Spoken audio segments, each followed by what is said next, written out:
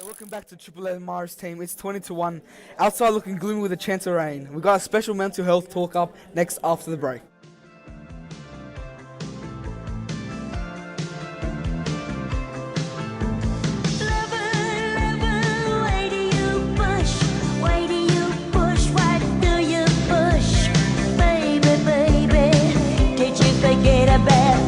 see that mental health is the leading cause of suicide in Australian men. We discovered a campaign called Man Up. It's a great initiative to inform others about the prevalence of suicide in our society today. Also, it aims to reduce the risk of suicide and helps Australian men to tackle masculine stereotypes. Man up.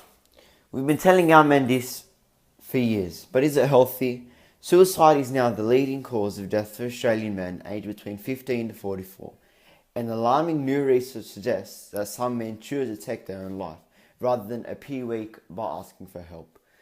Hosted by Triple M radio personality Gus Worland, it aims to get to the bottom of the male suicide crisis in Australia, effect real social change, and hopefully even save the lives of others. Our school initiative, while supporting Gus Worland's cause, is to make a retreat camp for students to open up and express themselves to each other.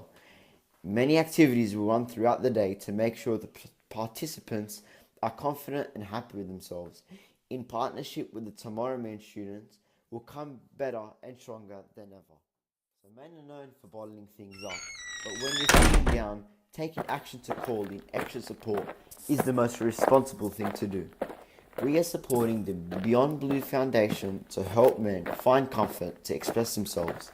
Dial 1300 22 46 36 to learn more. Hi Igor, thanks for coming in today. Yeah, hey.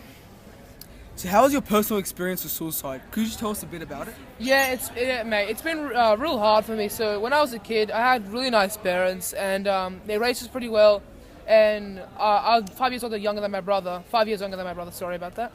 And he always looked normal, happy. He always cheered me up when I was sad. But I never thought about his feelings. And he was doing his HSC, and he didn't get the grade he wanted, so he couldn't go into University of New South Wales. Yeah.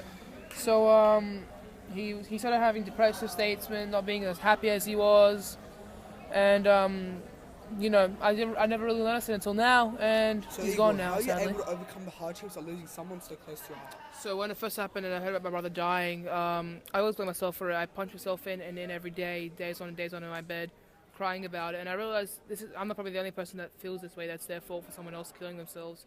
So talking about it is, I think, the best way. Just I did presentations on what happened with me, and I think it helps a lot of people understand that it's not their fault. So that's how I do it, Ronaldo. We are supporting the Gotcha for Life program and working towards reducing suicide. So we are funding courses for male lifeline callers to support men across Australia. Dial 8919 2125 to learn more. Today we are joined by Sean, who spends most of his time researching about suicide in men. Thank you for having me here. Men are the ones who are being most affected since they aren't opening up their problems to others. The masculine stereotype states that men don't show any emotions. They have to be strong and look tough. Wow. This is the problem. Men are abiding by that stereotype. Suicide is the number one cause of death for Australian men aged 15 to 44 years of age. Between 2012 and 2016, the average number of suicide deaths per year was 2,795. 37% of men feel that they don't have enough support or emotionally connected with others.